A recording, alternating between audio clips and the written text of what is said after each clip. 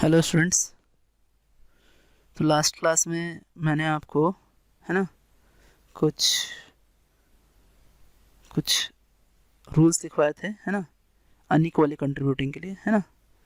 Unequally contributing के लिए मैंने आपको कुछ रूल्स सिखाए थे, और वो जो रूल्स थे वो रूल्स स्टेबिलिटी के लिए आपको बताए थे। अनइक्वली कंट्रीब्यूटिंग रेजोनेटिंग स्ट्रक्चर के स्टेबिलिटी के लिए लास्ट 2 क्लास में मैंने आपको टोटल 7 रूल्स बताए थे।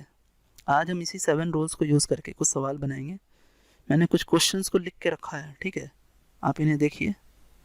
जैसे पहले वाले क्वेश्चन में आप पहले तो हम सबसे पहले चेक करते हैं क्या कितने पाई बॉन्ड्स हैं। यहाँ भी टोटल एक ही पाई बॉन्ड है ए में, बी में भी टोटल एक ही पाई बॉन्ड है ना। तो पाई बॉन्ड के टर्म पे तो हम इसे नहीं बता सकते हैं, लेकिन यहाँ पर कोई भी चार्ज नहीं है ए में और बी में चार्जेस हैं। तो बी में जब चार्जेस हैं इस वजह से चार्जेस को सेपरेट करके रखने में एनर्जी ज़्यादा लगेगी, है ना।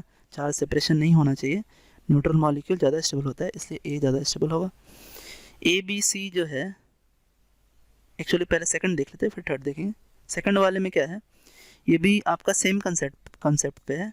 यहाँ भी एक ही पाई बॉन्ड है और यहाँ बी में भी एक ही पाई बॉन्ड है, दोनों में एक एक पाई बॉन्ड है, लेकिन बी में चार्जेस हैं, ए में कोई चार्जेस नहीं है, इसलिए ए ज़्यादा स्टेबल होगा।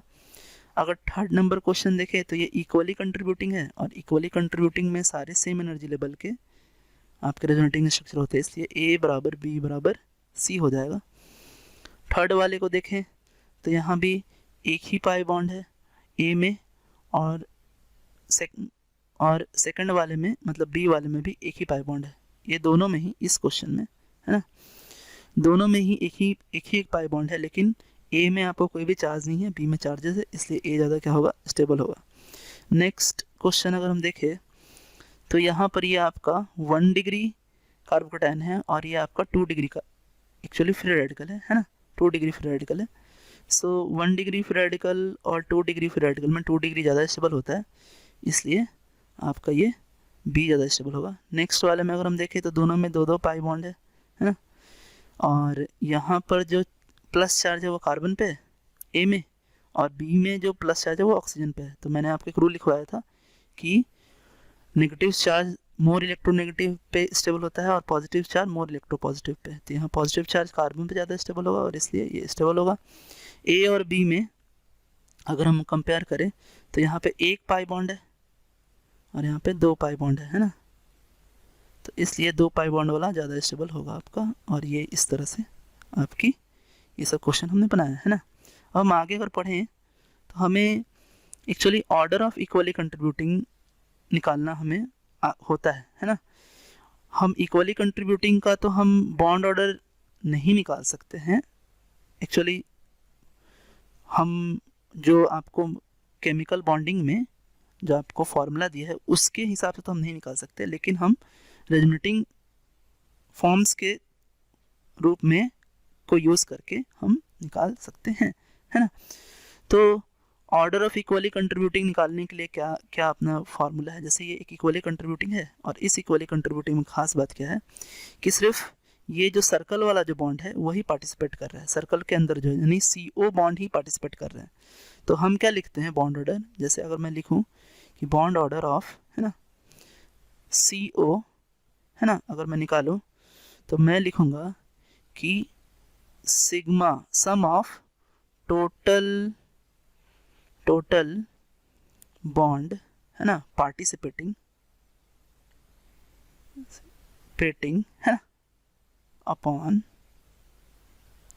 Sigma of resonating structures. अब देखिए कितने बॉन्ड रेजोनेंस में पार्टिसिपेट कर रहे हैं, तो ऊपर 2 है, यहाँ पर इस जगह पे टोटल 2 हैं ये, और यहाँ पर 1 है, यानी टोटल कितने हो गए 2 + 1 अपॉन रेजोनेटिंग 2 है, इसलिए ये हो गया आपका 3/2 बॉन्ड ऑर्डर हुआ इसका। आगे कुछ और एग्जांपल्स अगर देखें हम, देखिए इसको अगर देखते हैं, इसको देखा जाए अगर, तो यहाँ पर क्या है कि ये ऐसा बनेगा आपका, है ना, आपका रेजोनेंस का फॉर्म जो है वो ऐसा भी बन सकता है और ऐसा भी बन सकता है ना।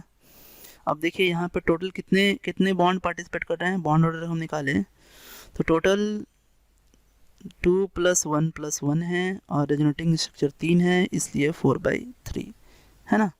उसके बाद अगर हम बात करें इसके लिए, अगर हम निकालें देखिए प्लस फिर प्लस और फिर ये देखिए रेजोनेटिंग फॉर्म है और यहाँ पर भी कितने बॉन्ड पार्टिसिपेट कर रहे हैं रेजोनेंस में, तो बॉन्ड ऑर्डर पार्टिसिपेट कितने कर रहे हैं 2 + 1 + 1 अपॉन टोटल कितने 3, इसलिए कितने हो गए 4/3। आगे और भी एग्जांपल्स अगर हम देखें, देखिए आइए देखते हैं, है ना। तो हम देख सकते क्या कि ये एक है यहाँ पर RO- है ना, फिर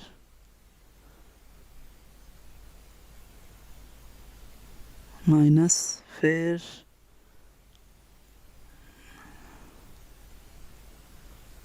अब देखें यहाँ पे जो पार्टिसिपेटिंग बॉन्ड कितने हैं, यहाँ पे 2 + 2 + 1 अपॉन कितने 3, इसलिए 5/3 होंगे ये, है ना। तो ये है आपका, है ना।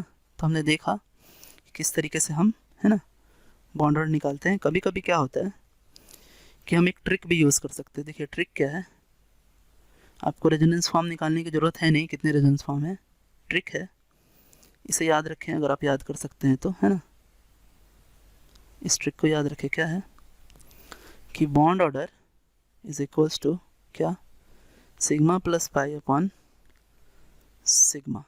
अब जैसे इसके लिए अगर हमें निकालना है बॉन्ड ऑर्डर, आइए देखिए तो